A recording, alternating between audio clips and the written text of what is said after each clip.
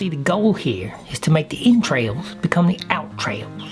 The innards become the outets.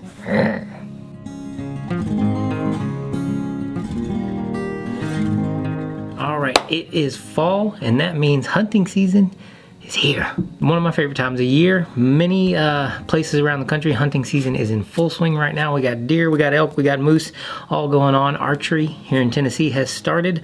Muzzleloader season's coming, and rifle season starts in November. So we are right in the prime of the upswing for the 2024 and 2025 hunting season for fall and winter. So what better time to talk about hunting knives? What makes a good hunting knife to you? I brought my notes this time because there's a lot to cover here, but this is actually kind of a largely subjective category. What makes a good hunting knife? Now, on average, most people are going to be hunting for ungulates, horned animals, deer, elk, moose, maybe if you're lucky, which I had the fortune to go on a moose hunt a couple years ago.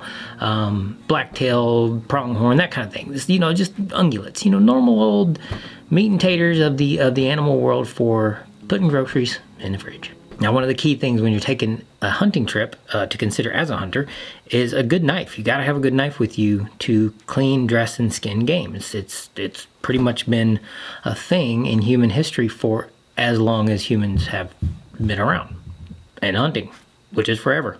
Now, what makes a perfect hunting knife is going to be subjectively different for most people, but I think there's some broad categorical similarities we can all kind of agree on. First, let's talk about blade styles. To me, an ideal hunter, I have several examples here on the table of things that may or may not work for hunting. Something like this, let's say this, let's write this. This is a Bowie fighter style knife. It's got a 6.5 inch blade, 6-inch blade-ish. You could use this as a hunting knife. Yes, it would work okay. You could skin game with it if you needed to. And generally, hunting knives were kind of perceived to be things on the larger end of the spectrum, like 5-inch blades, which to me kind of always seemed a little silly because I don't really need this for hunting. I'm not really going to take this gigantic thing out there in the woods for hunting. It's a good bush knife. It's a good field knife. It's a good tactical knife and all those good things. But maybe not the best hunting knife specifically for skinning and dressing game. And that's what we're kind of talking about in this video, is what makes a really great knife for skinning and hunting game. Personally, and based off of the experience of people that have way more hunting experience than I have, and based off of their preference, input, and opinion, a smaller blade is going to make a better hunting knife overall. Think about something like this. Is one of my more popular ones. This is a Lycan. This is one I'm working on for me this year because I gave my other one away to my dad. My primary hunting knife was a Lycan. It's small, 7.5 inch, 2 to 3 inch blade, more than big enough to get into most game. He dressed out an elk, or a moose with his, the one that I brought with us to the moose hunting trip. This is what I brought was my Lycan. It was a W2 blade, so a high carbon. And my dad dressed out the entire moose with it, and I watched. It was very exciting. Thank you, Mr. Moose, for donating your body to the meat stash for the winter, for the year, posing for the glory shot.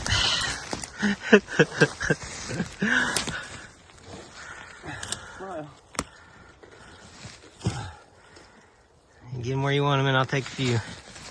Actually, I did help a little bit. I helped hold the rib cage and that kind of thing, but my dad did all the knife work, and he did it with this little guy right here, just a little 3-inch bladed high carbon knife. He tore that thing right apart and dressed it just fine. So this size of blade, generally 2 to 3 to 4 inch blade, generally can do most of the work that you would need on large game. That's where my Lycan, and I'll put some other videos, is kind of my primary hunter, and it's one of my bigger selling knives in that category from my catalog. So I get a lot more orders and sales for these for hunting type of knives than anything. But there's other things to consider when it comes to a hunting knife. Let's go back historically. Historically, something like this, maybe what you would consider a boar knife. Okay, something large and for stabbing boar, for getting through thick meat and gristle into a large animal, kind of like a spear. So you're going to need like that larger spear point type of knife, and that's what I designed this as, is like a boar hunter. I'm going to call it the Tennessee toothpick, but I've designed it kind of like a boar hunting knife. It's not exactly relevant to most people nowadays because we live in the age of firearms, so people aren't really hunting boar and stuff like that with spears and knives anymore, which was largely kind of how it was done back in the day, dogs, spears, and knives, right? That's not relevant for most people. So I think that in today's modern age of firearms and stuff like that, the need for large spear point weapon style hunting knives is kind of a lot less. So I'm just gonna kind of move through. This is a philosophical discussion on what makes a good hunting knife. To me, just as a foundation, 2 to 4 inch blade. Let's start there. Something with a 2 to 4 inch blade. I've covered, I got my Lycan. This is one of my more favorite ones, okay? This is kind of a Bowie inspired hunter that I've come up with over the last couple years. Not really Bowie inspired, but it actually has an integrated guard. So something to consider for hunting. Do you need a guard? Are you going to be getting into a situation in an animal where you might need a little bit of protection for your fingers and stuff from sharp bones and stuff like that? It can be very useful having a guard on your knife with a 2 to 3 to 4 inch blade, kind of a drop bellied. So we're looking at drop belly blades being, in my opinion, one of the more useful blade styles for hunting, because you're actually needing to address bone and cartilage and tendon and meat and all those kind of things in movement, inside cavity and that kind of stuff. So a tonto or a spear, like a tonto or a dagger point blade and stuff like that, really pointed sharp tips. Yeah, probably not going to be the most useful blade style when it comes to dressing game. So we've established, you know, anywhere from a 2 to 4 inch blade, you can probably do the work on most animals, and something with a little bit more of a belly in it. A little bit more of a belly is a slicer. You know, when you want to open things up, you want to slice things, you want to be able to have a larger, more round surface area to cut with. You know what I mean? It's kind of like the ulu style blades that the native Inuits up in Alaska use. They're just a wide, you know, a wide moon, half moon shaped blade style. Great for cutting game, skinning game, and then if you need to dress, actually dressing leather and stuff like that, like scraping and dressing leather.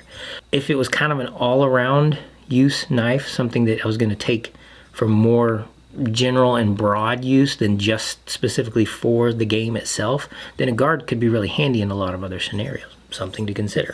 So here's another example of one of my more popular hunting knives. It's a little bit more of a stylized handle. Okay, so we got the stylized handle like I like. See if I can get that to focus. But it still has your guard, so you got some finger protection and stuff like that there. And it has a 3 inch bellied blade, just a drop point. It's just basically a drop point hunter. And if you look at like some of the old school makers like Robert Luff's and stuff, some of their more popular knives were the dropped hunter. You know, it's just a simple blade. The tip of it drops below straight to the spine, and the belly comes up nice and deep, and you got a lot to work with there for skin and game. Small, lightweight, easy to pack, easy to hide on your belt or maneuver with, or put in a pocket if you need to. Honestly, this little package right here, you can stick it right in your pocket. So a little further back in my knife making career, this is actually the very first knife I made. So this is called the Brookie. This is actually the very first knife I ever made, right here. The very first one, ground zero. 2008. I call it the Brookie. I actually busted the tip off of. It's ATS 34 steel, stainless. So this actually would work really great for a small knife, fish and bird, you know, the fishing game, that kind of fish and bird knife, bird and trout knife. Smaller game, you know what I mean? If you're going to be dressing smaller game, or you don't need as big of a knife, you're not getting into a huge animal, but honestly, you could probably take apart a full-size moose with this thing if you knew what you're doing too. So this is only 6 inches long total. Historically, if you go back in time through Tennessee, North Carolina, the frontier days and stuff like that, a lot of folks were carrying on their belt what is called a patch knife. This is my version of a patch knife. It was basically just a colonial / frontier days EDC, everyday carry knife, that you could cut patches with for your flintlock and stuff like that. Real simple, real utilitarian, not a complicated design. It's basically just a stick with a blade coming out the end. Again, deep bellied, 4.5 inch blade on this one. This one's got the clip point, so it's got a raised clip, so it's similar to the Bowies of the day and of the frontier Dirks and field knives of the day. This is a great game skinner right here. This is actually now my primary hunting knife, and it is in Damasteel, stainless Damascus. So it has a little bit of that throwback to the old school, you know what I mean? And it's got that etched look. I etched it because that's just how I roll. And I used bone micarta for the handles. This is a great kind of historically inspired hunting knife. That's type, style, and size. We've kind of covered that, you know. 3-4 inch blade, deep belly, drop point, with or without guards, that kind of thing.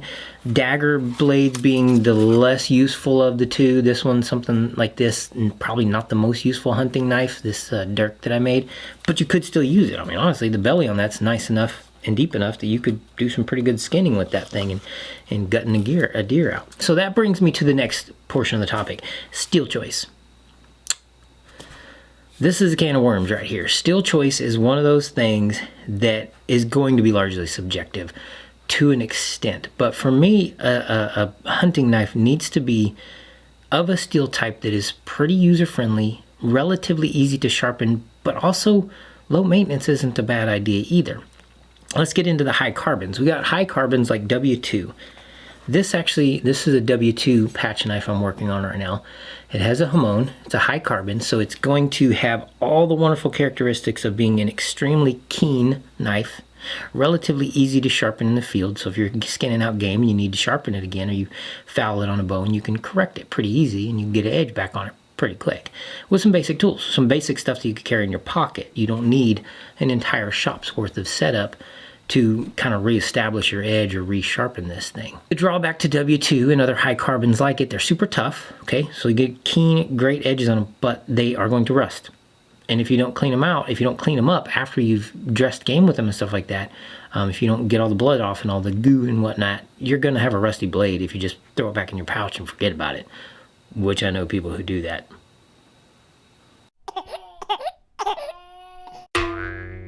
Not me, but other people. So it's something good to consider. If you're looking for a high carbon knife, there's a lot of great high carbons out there. W2, 1095, 1084. You can make a fantastic knife out of all those steels. 52-100, etc., etc. The list goes on. But when you get to dressing game, you're going to have to be a little bit more persnickety about cleaning your blade. So the second category, which is where I fall into this next category, and that is in your tool steel / stainless steels.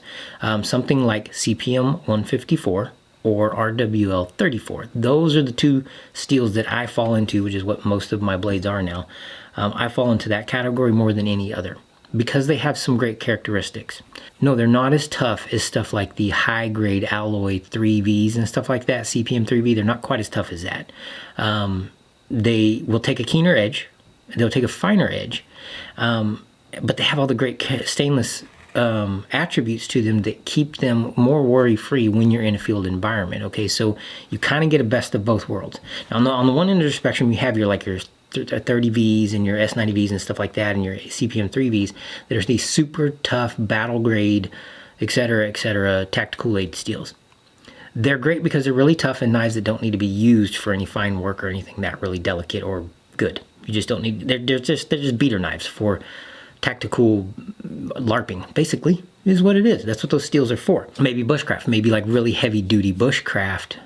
If you're going to bring specialized equipment to sharpen them, that's the problem. Those kind of steels are really hard to sharpen. They're almost impossible to get a really great edge on in the field if you foul it or mess it up. Something like RWL 34 or CPM 154, ATS 34, 154 CM, or Damasteel. Something like this, if you foul that blade or you dole it out in the field, you can sharpen it up pretty easy. You could use a rock if you needed to, honestly. The edge of a window, like the interior edge of your window, you can sharpen a knife with that. I've tried it, it actually works. The other thing they have going for them is that they are actually going to hold an edge longer than your W2. So you can get through an entire animal with one of these without having to sharpen it. That's the beauty of those type of steels. And at the end of the day, if you forget to clean your knife really bad, really well, it's not gonna rust it. It's not gonna rust it like crazy. It will rust it eventually, but you can throw that thing in a pack and forget about it and then clean it when you get home, and you really haven't ruined your knife. You don't have to worry about it. To me, that's kind of the sweet spot for hunting knives, is those CPM 154 or that 154 CM grade of steels. Now, I lean more towards the particle metals or the powder metal steels, that being crucible particle metal steels, or RWL34, which is the Swedish powder steel. I lean more towards those because they take a keener edge. They take a much sharper edge, and they will hold it for a very long time. They're much tougher than your average would be, but you can still sharpen them. Beauty. Let's talk about the last two things I think are really crucial to consider when you are looking at a hunting knife and trying to decide what you want. Fixed blade versus folder. There's three things. Fixed blade versus folder. I've dressed game with this. I wouldn't recommend it. It was a mess. It was a hot mess. I had to take it apart and clean it. The blade worked okay. It was a bellied enough blade, big enough and all that good stuff. But I go with fixed blade, no question. Fixed blade for me all day long. Fixed blade over folder any day of the week for just about everything, except for just carrying around in my pocket for going to work and stuff like that if you're working an office job. Fixed blade's more convenient for that, opening packages. But a deer's not a package. It does have delicious gifts of meat inside of it.